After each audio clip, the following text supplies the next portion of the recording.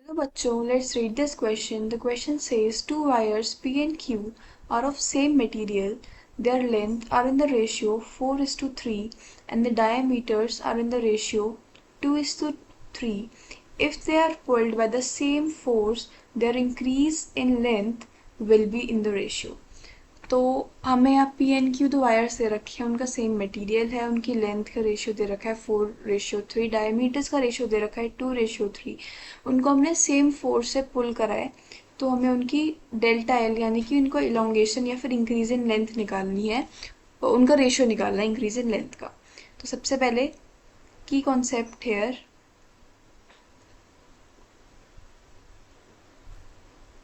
की concept will be here is equals to stress is gamma times strain. Stress is gamma times strain. Here gamma is Young's modulus of elasticity. Stress होता है F by A और strain होता है delta L by L. तो यहाँ से हमें delta L की वैल्यू निकालेंगे, तो that will come out to be F into L upon A times gamma. ठीक है. अब हमें यहाँ पे क्वेश्चन में दोबारा पढ़ते हैं. क्वेश्चन में क्या दिया हुआ है, हमें यहाँ पे दे रखा है कि it is pulled by the same force. तो यानी कि F दोनों वायर्स के लिए सेम है एंड ऑल्सो उनका सेम मटेरियल है, मतलब उनका यंग्स मॉड्यूलस ऑफ इलास्टिसिटी भी क्या है हमारा सेम. तो delta L1 by delta L2 हमारे किस पे डिपेंड करेंगे, ओनली F बाय ए. F और गामा तो सेम है तो उन पे डिपेंड नहीं करेंगे, ये डिपेंड करेंगे हमारे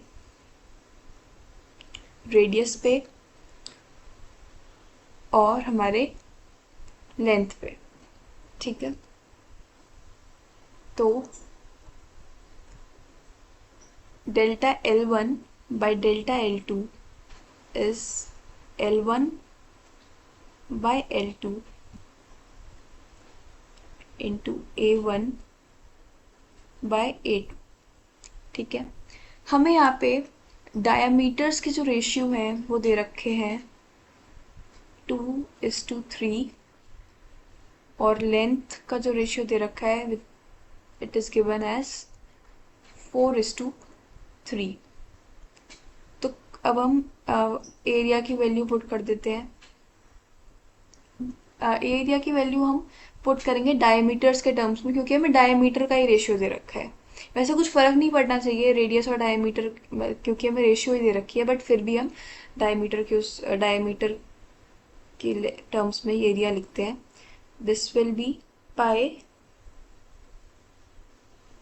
d1 बाई 2 का होल स्क्वायर. ये A1 के लिए है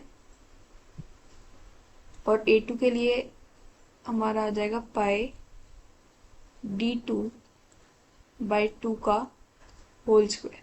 ठीक है. तो यहाँ से हमारा सिंप्लीफाई करके हमारा delta L1 by delta L2 हमारा आ रहा है L1 by L2 into D2 by D1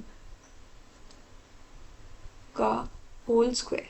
तो बस हमें यहाँ पे वैल्यू पुट करनी है. L1 बाई L2 की वैल्यू हमें दे रखी है 4/3 और हमें यहाँ पे D1 बाई D2 की वैल्यू दे रखी है 2/3, पर हमें यहाँ पे पुट करनी है D2 बाई D1 की.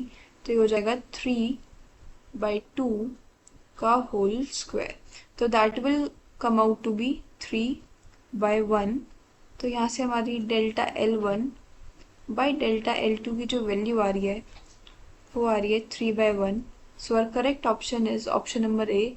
Hope you understood it well. Best of luck.